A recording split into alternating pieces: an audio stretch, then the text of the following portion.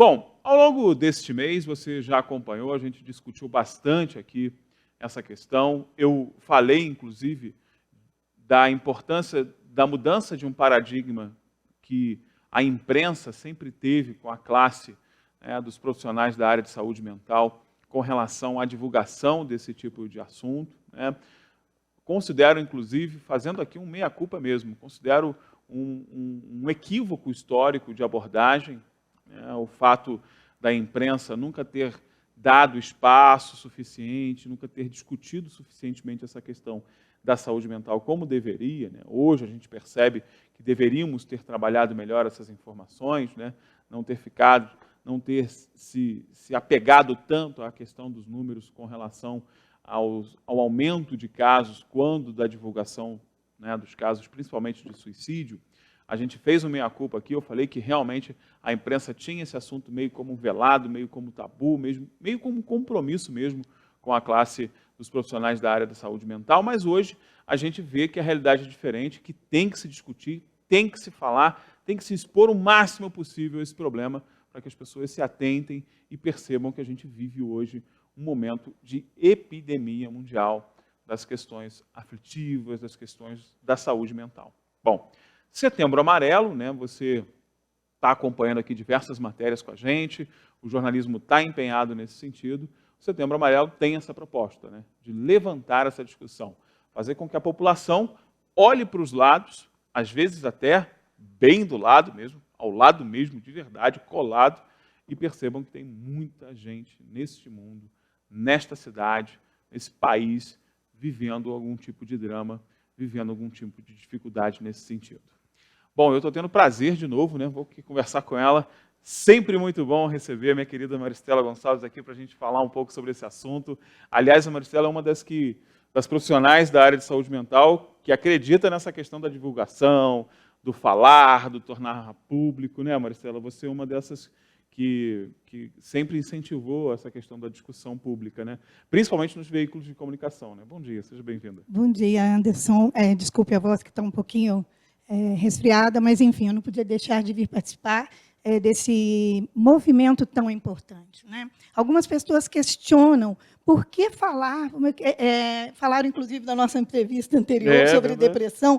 Vocês falaram em suicídio, a entrevista sairá do ar, porque essa palavra não pode ser dita. Sim. Eu falei, eu não entendi assim, o Anderson não entendeu assim, o mundo não entende assim. Hoje, o nosso Ministério da Saúde já entende como é uma epidemia. De verdade. De verdade. É uma questão de saúde pública já hoje, né? Sim, porque os índices são altos. Né?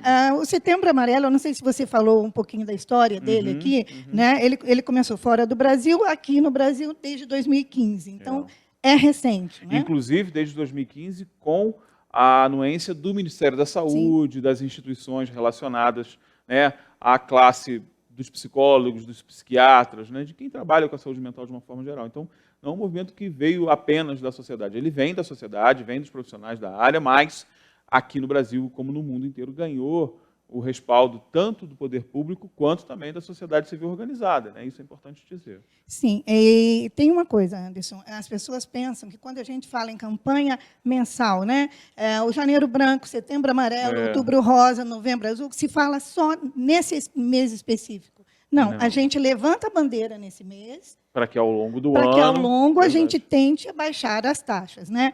Por que setembro? Porque dia 10 de setembro foi instituído como Dia Mundial de Prevenção ao Suicídio.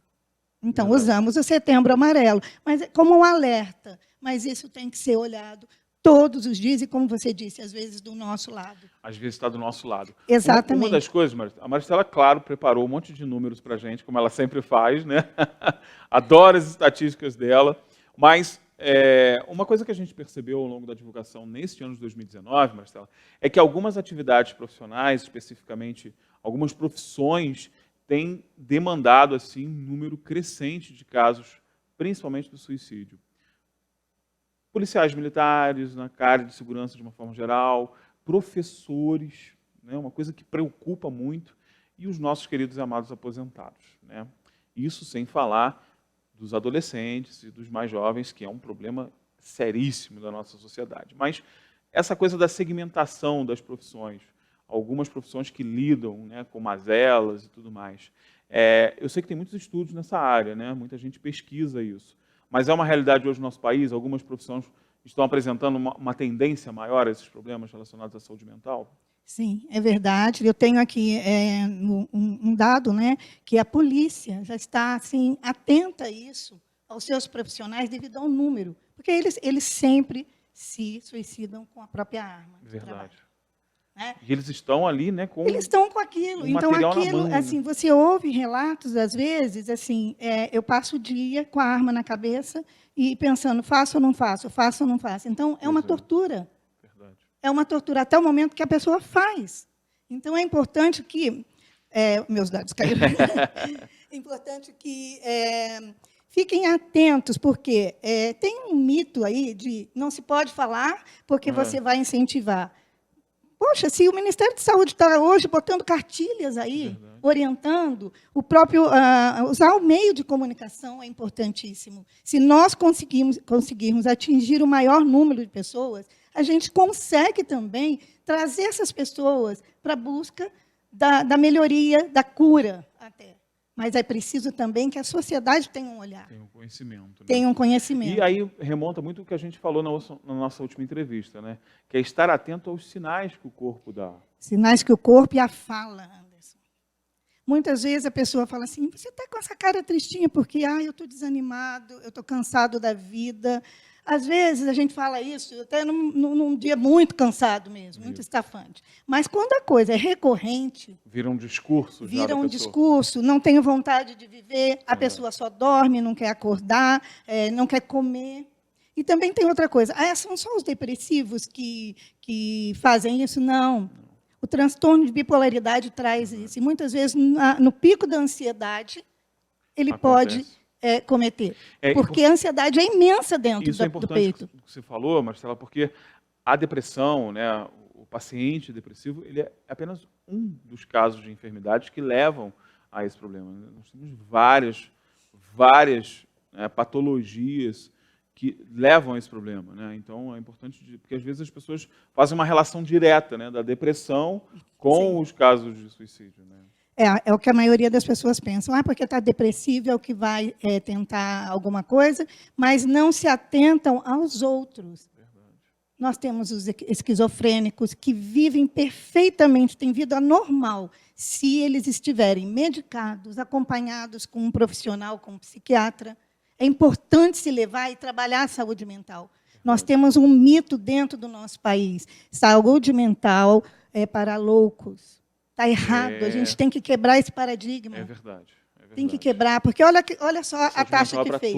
Olha que coisa, né? A taxa de suicídio, então, no Brasil, aumentou em 7%, enquanto o mundo, né, a Organização Mundial de Saúde, aponta que caiu no mundo inteiro em 9,8%. É verdade. Então, vem num crescente. Na contramão desse nós processo, estamos na contramão desse processo. E eles apontam, infelizmente, né, a popularização da internet como uma das causas, né? Não que seja a principal, mas uma das causas. Aí vem as mudanças sociais, né, uma falta de perspectiva, e hoje um número muito grande, assim, são dois pontos extremos, né? Os adolescentes, sim, né? Porque eles não veem, assim, nós estamos num momento, infelizmente, que o nosso país não responde às expectativas de ninguém, seja do empresário, seja do empregado. E aquele que ainda não tem a sua profissão definida. Nossa, não tem orientação vocacional na escola para ele decidir, e ele, aos 16, 17 anos, precisa fazer um Enem, precisa fazer um vestibular público para tentar passar e não pagar. Mas eu não sei o que eu vou fazer ainda. Às vezes não tem um apoio na família. Não tem um apoio na família. Por exemplo, eu já ouvi a pessoa vir me procurar para falar sobre psicologia, porque disse em casa que queria ser psicólogo, e a resposta foi, psicologia não dá dinheiro, você tem que fazer uma coisa que dá dinheiro. Você tem que trazer dinheiro para casa. Então, você desestimula o outro. Como se o dinheiro fosse a resposta de tudo. Como se o dinheiro fosse a resposta de tudo, entendeu? Assim, eu acho que a gente tem que ter um equilíbrio. Isso é um problema, porque quando você coloca o dinheiro, né, como resposta de tudo, o dia que faltar, vai lhe faltar as respostas também. E aí, como é que você fica? Só com as perguntas? Às vezes, as pessoas não conseguem lidar apenas com as dúvidas, né? E aí desencadeia um processo realmente de fragilidade e tudo mais. Outro dado interessante que eu achei, Anderson, foi o seguinte, que as nossas maiores cidades, como Porto Alegre, Recife, Salvador, Belo Horizonte, São Paulo e Rio, são as campeãs, né? Mas Sim. a gente, muitas vezes, remete às duas principais capitais nossas, achando que é nelas que acontecem o maior número. E não é. É em Belo Horizonte. Pois é, né? E Belo Horizonte é uma cidade é uma metrópole, evidentemente, mas é uma cidade com características muito mais próximas de uma cidade pequena até do que de uma grande capital, né? Todo mundo pensa em Rio e São Paulo. Pois é, quem conhece Belo Horizonte sabe, é uma cidade extremamente arborizada, uma cidade, né, que recebe bem. Parece uma cidade pequena, né? Parece, não Exatamente. é, mas parece, né? É uma metrópole tranquila, né, gostosa exatamente. Quando você anda pelaquela cidade, mas tem um índice alto de suicídio. Altíssimo. Então a gente tem que ficar atento. As pessoas dão sinais, as pessoas verbalizam, o comportamento muda, sabe? Percebe se a pessoa que é muito falante, muito comunicativa, e de repente ela se aquietou, ou aquele que é tímido, quieto, e de repente exacerbou, e você fala assim, nossa, que legal, está mais falante. Está bacana. Será que está mais falante? Na verdade, pode ser algum indício também de Exatamente. Assim, eu tenho isso no consultório o tempo todo. A gente estava vendo ali no vídeo institucional do Setembro Amarelo, né, enquanto a gente estava falando, estava passando, uma das coisas que mais chama atenção também são as respostas que, às vezes, o familiar, né, o núcleo de trabalho acaba dando a essas pessoas que vão apresentando essa fragilidade, que é aquela coisa, isso é uma pessoa mimada, isso está de frescura, depressão é uma coisa de rico, pobre não tem tempo para essas coisas. Eu sei que parecem pequenas coisinhas e que até, de certa forma, sutis, mas isso faz uma diferença de quem já está vivendo esse problema, né, Marcelo? Claro, ouvir, por exemplo, que aquilo que te causa dor é frescura, ouvir aquilo que está te comendo por dentro é porque você é mimado, isso deve causar um efeito ainda maior, né, nessa pessoa. É um peso muito grande. Como nós temos os dados estatísticos, que os homens são em grande maioria, porque o homem ele tende a ser mais racional, a sociedade exige que o homem seja mais racional. Uhum. Homem não pode ter emoção, homem não pode chorar. Então, as mulheres lidam melhor com isso. Não que elas estejam num nível menor da taxa de suicídio, né, muito abaixo, mas o número de homens maior. Né, os meninos, né, adolescentes, que, por essa falta de perspectiva de futuro, porque não se encontram, é uma mudança muito grande, física e psicológica. O corpo começa a entrar vários hormônios que antes não tinham, então eles não sabem lidar com essa nova função do organismo. Né? Aí começa a nascer os pelos, aí ele vira chacota da escola, a voz fica diferente. O bullying, infelizmente. Continua fazendo estrago. O cyberbullying continua fazendo estrago. Esse é devastador, né? Fake news continua fazendo estrago. Então, assim, nós temos a década, esse momento de informação, né, da internet a nosso favor, mas a gente tem que cuidar mesmo, porque ela tem outro extremo também, que ela é devastadora. Devastadora, exatamente, você falou tudo, é devastadora. E, inclusive com alguns tutoriais, né, que é uma coisa absurda. Você aprende como você vai, né, tirar a sua vida, você aprende como um depressivo deve ser, né, é uma das coisas mais malucas que eu já vi na minha vida, mas tem, gente, está aí. E os filtros da internet, eles não existem, né? Os filtros nós é que temos que oferecer esse filtro. A internet está lá, está tudo disponível. Vai depender do que a gente está procurando lá, né? E muitas vezes esses jovens estão procurando coisas que realmente não deveriam estar procurando, não têm maturidade para lidar com essas informações ainda, né? A pessoa que tem, muitas vezes, a companhia só de um notebook, só de um celular e com a internet acessada, né? Ele vai procurar o que fazer. Ele pode procurar uma receita de bolo, ele pode procurar, vou fazer uma obra na minha casa, quero uma dica, ou eu não quero mais viver, e eu vou procurar algo que me oriente. E vai achar. E vai achar, entendeu? Então, assim, eu brinco, às vezes, com alguns profissionais que são meus parceiros na área de psiquiatria, eu falo, vocês me mandam, porque eu sou um imã que puxa. Porque não só esses profissionais, mas alguns, eu tenho conhecidos como pastores e padres que também me encaminham, E pela confiança que tem no meu trabalho, e eu falo, gente, eu devo ser um imã mesmo.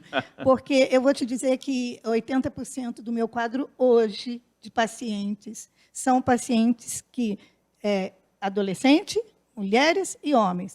Eu não tenho como dizer para você só isso ou só aquilo. Eu tenho todas as pontas. Eu não atendo criança. Então, o meu atendimento é a partir de 14 anos. Eu tenho adolescentes, homens, mulheres, jovens, eu tenho idosos, 80% eu trabalho com relação ao suicídio. As tentativas de suicídio. E trabalhar esse resgate de tudo isso. Porque nós temos vários aspectos, eu até trouxe para vocês aí os aspectos que podem ajudar essa pessoa, que são gatilhos que a gente chama, né? que vão fazer com que essa pessoa tenda a buscar o fim. Que são a questão das enfermidades, né, são das patologias que levam, patologias. Não tem jeito, né, tem que se tratar como deve se tratar mesmo, com um profissional. Aliás, é um outro tabu também que o Setembro Amarelo tenta romper, que é essa coisa do eu não vou procurar um profissional de saúde mental porque eu não sou maluco. A gente já ouviu falar isso, né, Maristela, infelizmente. E aí a gente tem que aqui agradecer de verdade ao trabalho que as entidades religiosas fazem, porque os líderes espirituais hoje, gente, eles são conscientes e têm a consciência da importância desses encaminhamentos. Então, os meus amigos padres, né, muitas vezes, os pastores também da mesma forma, eles trabalham encaminhando esses seus fiéis que estão passando por esse problema para um psiquiatra, para um psicólogo, né? Assim, esse trabalho de orientação espiritual tem sido muito importante nesse encaminhamento ao profissional. E aí é diferente, né? De um pai falar assim, você tem que ir ao psicólogo. De um padre falar, minha filha, você precisa ir a um psicólogo. Você leva aquilo ali como, né? Dependendo do padre, é ordem mesmo, né? Que tem padre que manda, né? Eu conheço um monte. Nós temos que cuidar também, assim, as pessoas têm medo de falar. Tem medo. Tem medo de falar o que estão sentindo, porque como é que eu vou ser vista? Dentro da minha casa, dentro do meu ambiente familiar, eu vou ser criticada. Só que quando você vai estudar o histórico da família, ele tem um histórico de tentativas e até mesmo de suicídios. De concretizações. Então, isso vem ao longo da história. Verdade. Tem pessoas que falam assim, não, mas isso é normal, na minha família um monte já morreu. Gente, isso não é normal. Não é normal, não pode, né? Não pode. Como assim? E tem aquela coisa de denotar fraqueza também, né? Aí entra, eu sou fraco, porque ninguém na minha família precisou ir ao psicólogo. Por que eu tenho que ir? Por quê? Eu sou fraco? Não, gente, não é isso, né? Exatamente. Ontem eu recebi um telefonema onde me disseram assim, mas você tem certeza que eu tenho que tomar remédio mesmo? Isso é a melhor coisa que eu tenho que fazer. Fui no psiquiatra, ele me receitou o remédio. Que história é essa? Pois é, eu falei, aí eu tive que explicar que o nosso organismo, ele fabrica química. Sim. Né? Ele é um produtor de química, de hormônios. E quando eu não tenho esses hormônios suficientes para me atender, eu preciso de algo externo que atenda isso. Verdade. Então, eu tenho que orientar até isso. Aí eu entro em contato com os parceiros psiquiatras e digo, olha, está indo aí, dê uma atenção especial, porque a pessoa está com milindre de tomar o remédio. Uhum. Que é um problema também. Né? Nós temos os dois extremos. Né? Tem aquele que é altamente a favor do remédio, toma em excesso. Né? Que é um problema também do abuso. Que é um problema né? também do abuso. Né? Então, assim, nós temos vários fatores. Né? Esses fatores sociais. O gênero masculino é o que está pegando mais. Né? Essa parte dos jovens que não têm perspectiva. A parte dos idosos que se matam mesmo, porque não têm filhos, vivem uma solidão muito grande. A aposentadoria nem sempre dá. Né? Não tem algo que chame atenção na cidade para que possam fazer. Participar de um projeto, fazer algo novo, algo diferente daquilo que ele fez ao longo da vida toda. É o famoso motivo para tocar o dia, né? Exato, falta. Mas eles não. Mas é cultural. É cultural. Sabe? É cultural. Quando se fala em aposentado, eu me lembro quando eu morava em Guarulhos, em São Paulo, que tinha a Praça do Aposentado. É um bando de gente que fica sentado lá jogando dominó porque não tem o que fazer. Aí já é um rótulo. Verdade. É um rótulo. E se está jogando dominó, está tendo que fazer Ainda também, bem, né, que está saindo de casa, vem para a praça e joga o dominó do que ficar em casa. verdade. Então, assim, são aspectos que a gente tem que ficar atento. As doenças que trazem, né? Algumas pessoas tiram a própria vida por conta de terem doenças que elas sabem que vão ser degenerativas ao longo do tempo. E aí isso acaba criando, né, esse sentimento de interromper o sofrimento. De interromper o que sofrimento é um dela problema sério. e do dos entorno. outros, Né? Uma coisa importante também, a gente vive numa cidade, nós temos muitos aposentados aqui, né?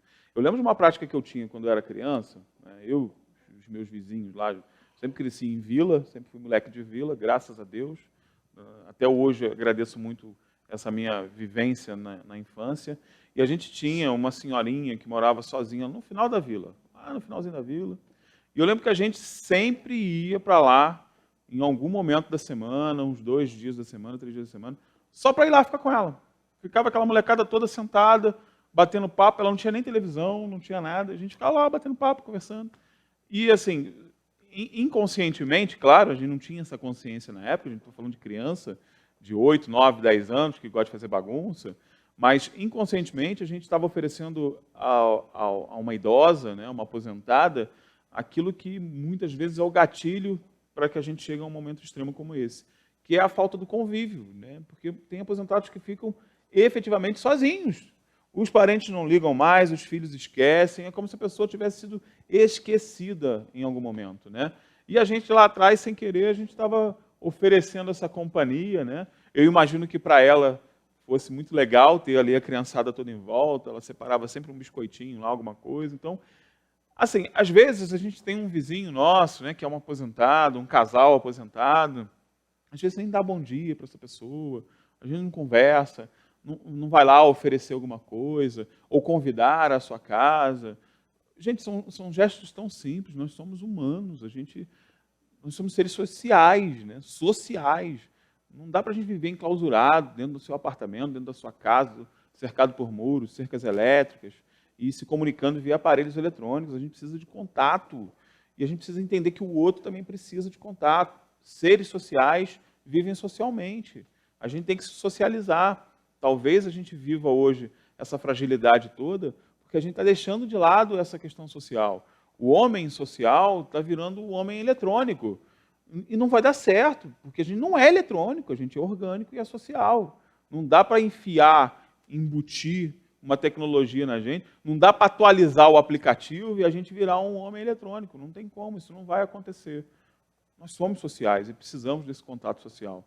Então, se você tem uma idosa, né, aí no seu prédio, sua vizinha, vai lá, faz uma visita a ela, senta no chão lá como a gente sentava, pode fazer bem. Exatamente. A gente tem, graças a Deus, que tem uma turma aí que não está se deixando levar. Verdade. Então, é uma turma que sai para fazer esporte, que dança, que viajam e que vivem. Eu quero chegar nesse estágio, tá? Daqui a pouco. Eu já estou quase, eu já sou avô. Pois é, eu também. Então, eu quero chegar nesse estágio de curtir a vida depois de ter tanto trabalhado. Então, a gente não pode generalizar. Nós temos, sim, aposentados que curtem a vida e sabem viver. Mas tem os outros que, por uma questão até de educação lá de trás, cultura mesmo, aqui nós temos, né, o pessoal lá veio da agricultura, que saiu de lá, veio morar na cidade, mas a gente brinca assim, eles saíram da roça, mas a roça não saiu deles. E eles são fechados. A roça não larga eles de jeito nenhum. Então, esse pessoal que a gente tem que tentar aproximar, tem que ouvir. Às vezes, as pessoas querem ser ouvidas. E somente isso. Somente isso. Né? E dentro esse quadro, né, alarmante que a gente tem dos aspectos, a profissão de risco, aí eu trouxe até anotado, porque é crítico. O suicídio de policiais supera as mortes em operações no país. É um relatório da própria polícia. Morre mais policial do suicídio do que em combate. Em combate. Em 2018, 104 agentes tiraram a própria vida, segundo os dados do 13º Anuário Brasileiro de Segurança Pública. É uma taxa que saltou 42,5% em comparação a 2017. Meu Deus. É um número alarmante. Então, nós temos que cuidar disso. Né? Hoje, por exemplo, a Polícia Militar do Estado do Rio de Janeiro, ela já tem um cuidado.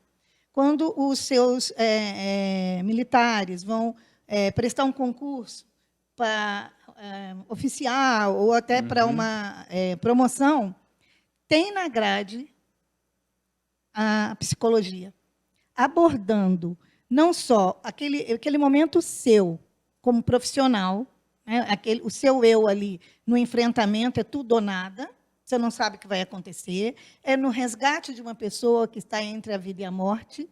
Muita gente não sabe lidar com isso. Verdade. E como que é visto isso? Frescura. Frescura, verdade.